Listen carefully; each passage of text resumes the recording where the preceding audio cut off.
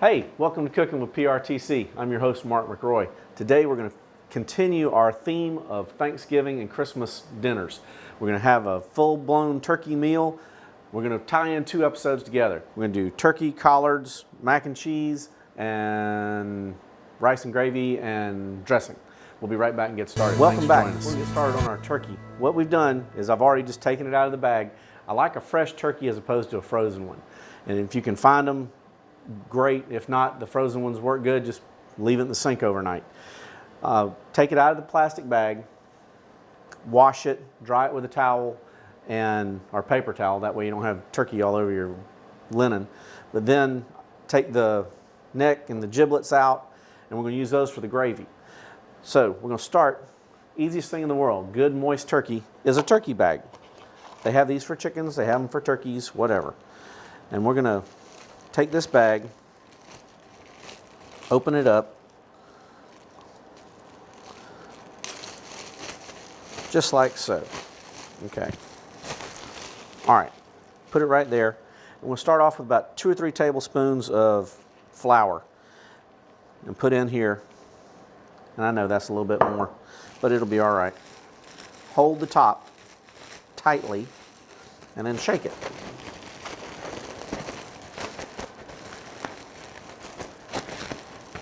This does a couple of things. It gives you a good base for your gravy or your juices when they come out of your turkey.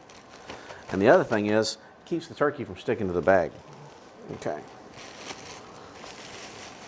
Fold that out like this and put that aside for just a second. Take our turkey. We're going to start off by rubbing it with a little olive oil. What this does, I know it's already wet, but gives it the skin a nice little golden brown texture to it, and it gives it a place for the seasoning to stick. Seasoning, I kind of keep it simple: salt, pepper, and a little Cajun rub, Cajun, if you want to pronounce it properly. Hey, Mr. Turkey. Okay.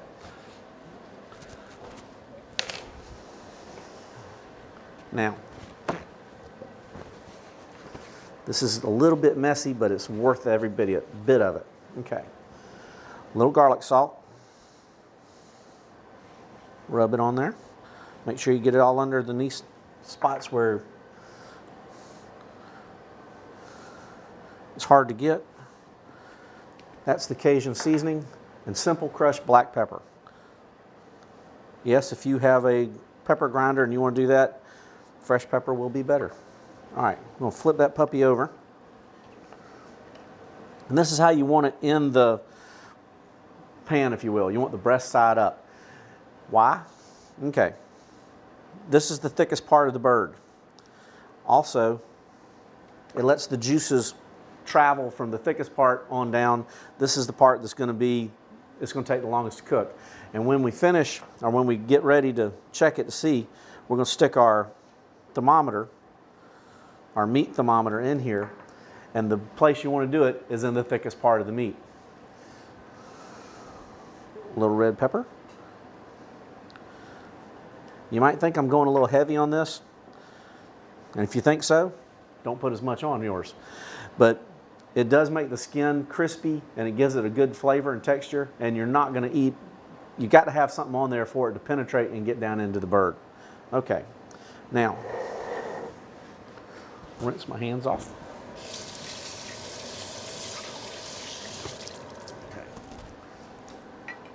Okay. Now, you can stuff this turkey if you've got your grandmother's recipe or your mother's recipe or whatever you want with anything. You can stuff it with dressing.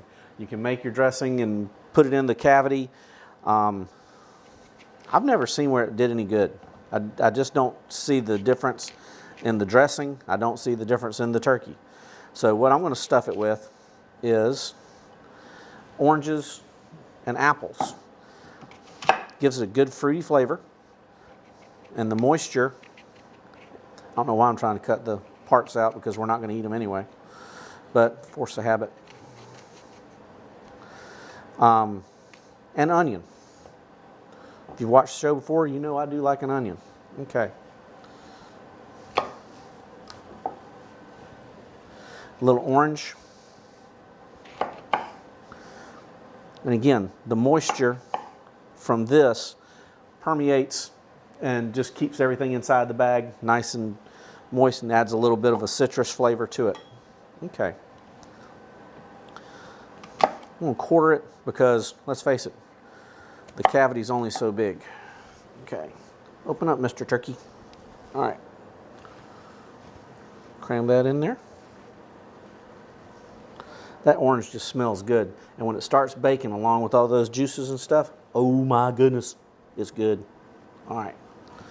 There's another cavity over here, but I don't think we're going to be able to get anything in that one. Okay. And yes, since I touched the turkey and touched that, you have to throw all that away. You can't save it. Okay. Your 9 by 13 sheet, 2 inches deep. Take your turkey that's been washed and cleaned, breast side up. Get in there. I didn't say he would cooperate.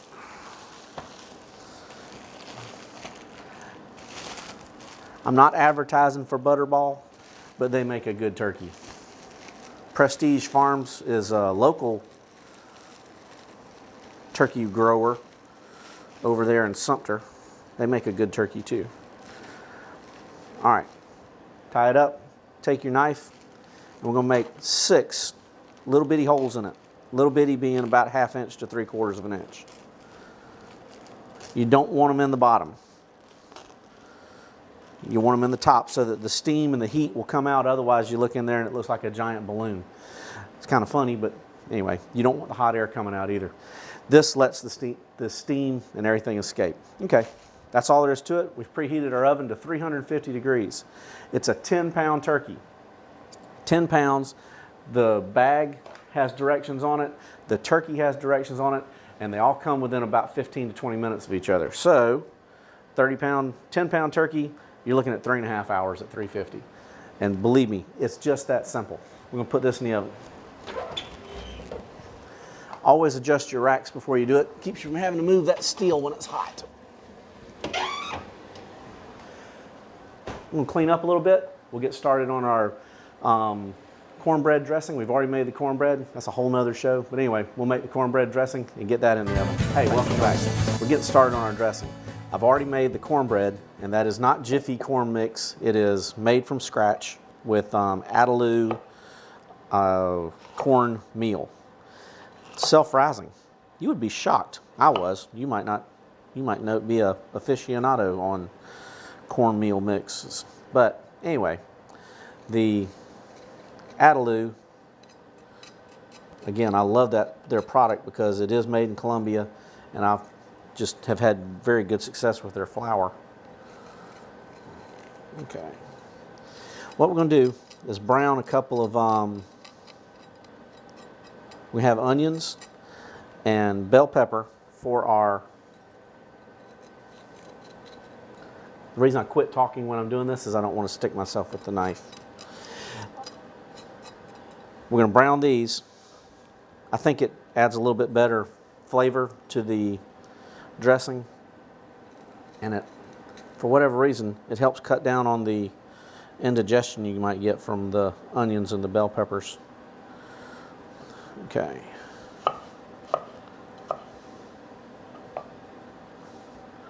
Chop these up nice.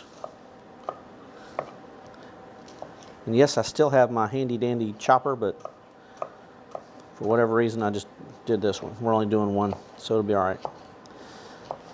Okay. Okay. Just the meat, trying to get the seeds out. A couple of seeds aren't going to hurt you, but you don't want to taste like pepper seeds, so that's why we get most of them out.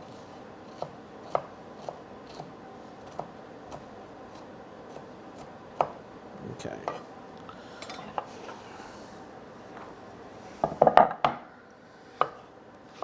And you see I'm not using my cast iron frying pan because I used my cast iron frying pan to make my cornbread because that's the way my grandmama used to do it. She also had one of those really neat little things that you could, shaped like corn. Had about 6 or 8 of them in there. I always thought those were cute. Might get one of those for Christmas from Santa Claus.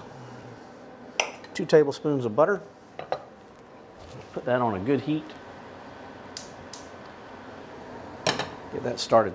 Peppers take longer than onions, so we put that on first.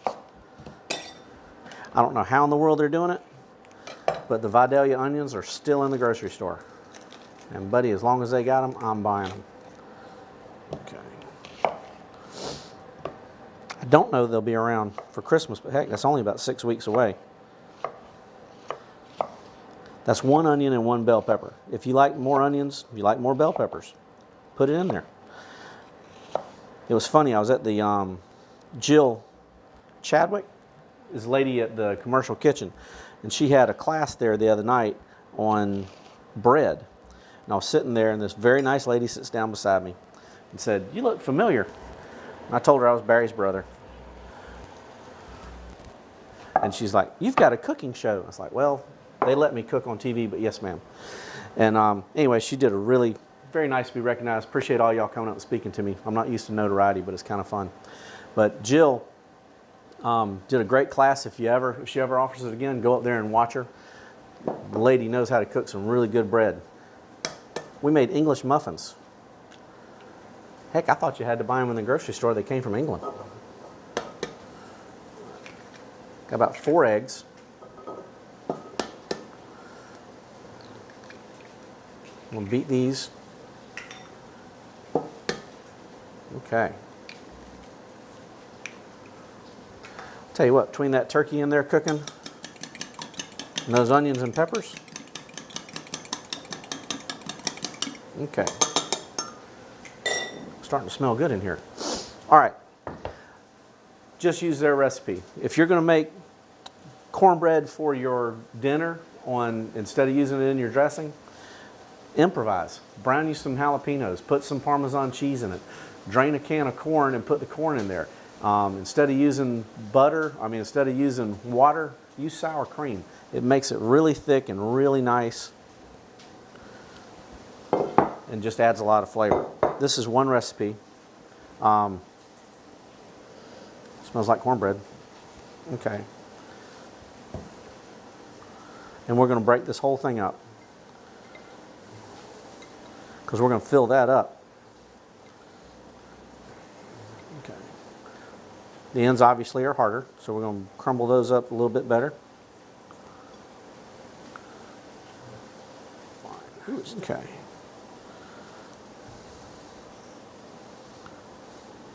Feel through there. Break up the really big pieces or the hard, crusty edges. This is pretty. And again, this is my mother's recipe. I would give you her number so y'all could just call her up and ask her for advice anytime, but she probably wouldn't appreciate it.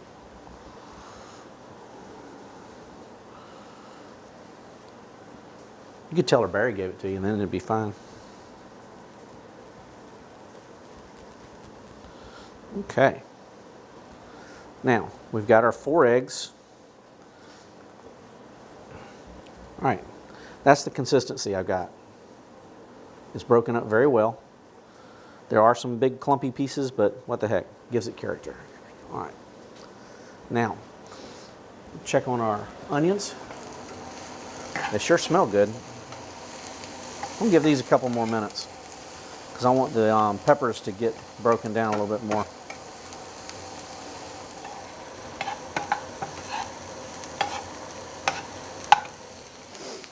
This is the consistency we're looking for. It's wilted, but they're not charred. Or as my friend Lou would say, we didn't cook everything, so it's got no texture. All right, got this. Dump it right in here with our mix. Okay. Okay. 4 eggs. A little garlic salt. Teaspoon. A little black pepper. Never go bad with black pepper. Okay. And we're just going to mix that up. Our final ingredient is going to be chicken broth. Depending on how you're cooking, you can use your turkey drippings and put in here, because you're going to start your turkey 3 or 4 hours before you start your dinner. So when you finish and you pull your turkey out, you can use the drippings. I'm going to save the drippings from the turkey because they are just magic. And we're going to use those for the gravy. So instead of that, for our moisture, we're going to use the chicken bouillon. And since we are adding garlic, salt, and pepper, I use the salt-free because I'd rather add the salt that I want as opposed to the salt that somebody else thinks needs to be in there. And I've got more control over it.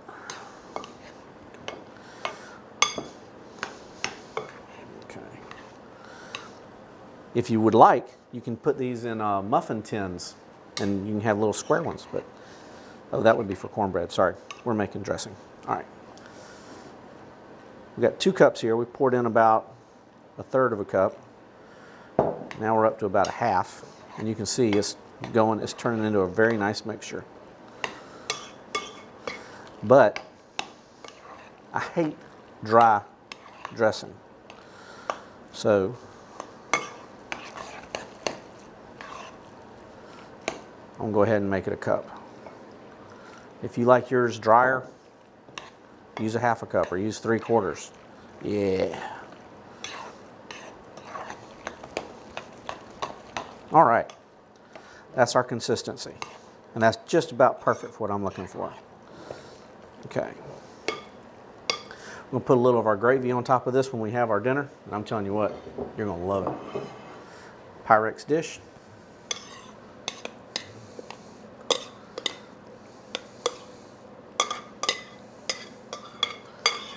Obviously, if you've got some people coming over that really like dressing, or if you're having more than 6 or 8 people, make 2 dishes. All right. Isn't that pretty? Okay. Got that. We're going to put this in the oven with our turkey. And it's going to be done first, but we're going to put this in there on the bottom.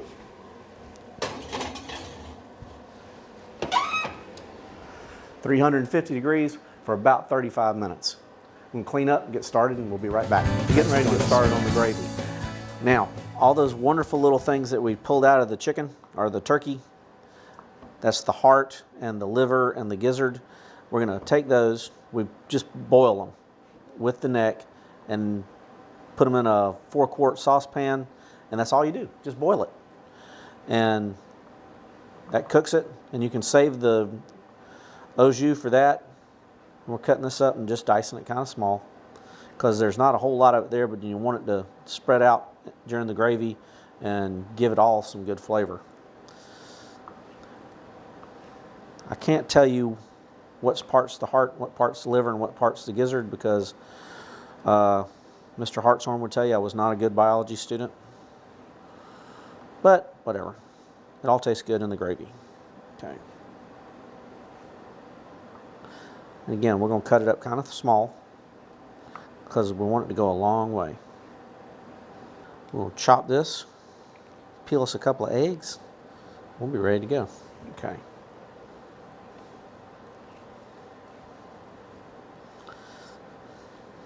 Tell you what, that looks good by itself. Okay.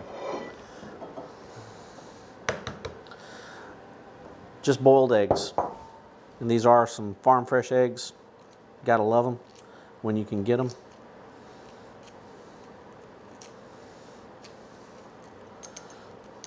Compliments of Mr. Reuben Myers.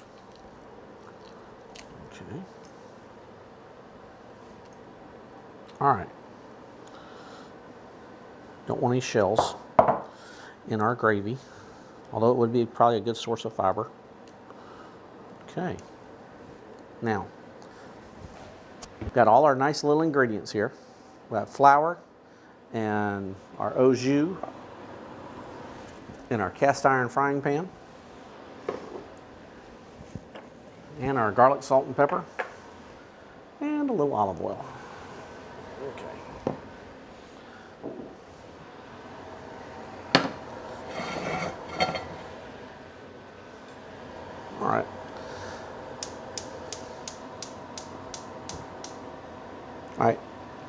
good heat. What we're going to start with is just get the flour in there. Okay? And let that heat. By doing this, it's going to keep it, it's going to let it break up a little bit. Okay. If this is not how your mother did it, don't do it this way. Okay. You can cheat if you want and get some McCormick's brown gravy mix or something like that. I don't think it's necessary. About 2 tablespoons of olive oil.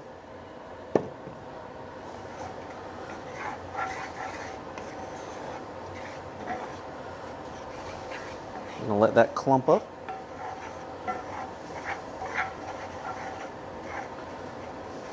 Okay.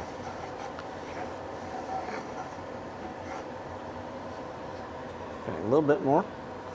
Let's go with 4. The gravy is going to be delicious. Of course, everything's going to be delicious. Okay, see, it's just coming up. It's a nice little paste. This is going to be neat here in a second. This would be a good biology experiment. I don't know what it would show, but it'd still be fun. All right, we got our bouillon. And again, you can save that from when you do your turkey hearts and your gizzards and your livers and your neck, and just save it and put it in there. Okay. We'll break this flour down again.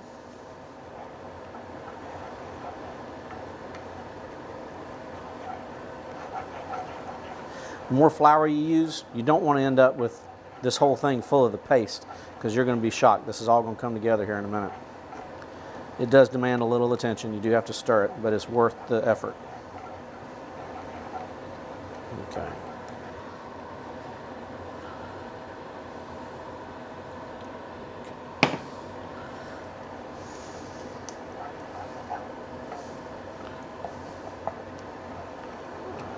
Olive oil, flour, heated it up, got it to break down, and then added chicken broth. Salt and pepper to taste. And we've got a nice gravy. Okay. Now, we've gotten our parts, if you will. We've cut those up, all nice and diced. Add those.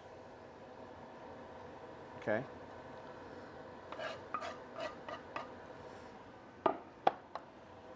Stir that in.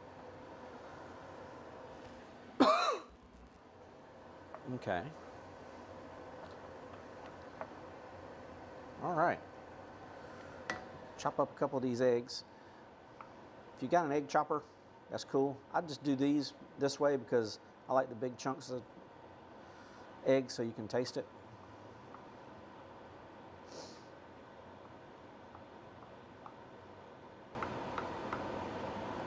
Okay.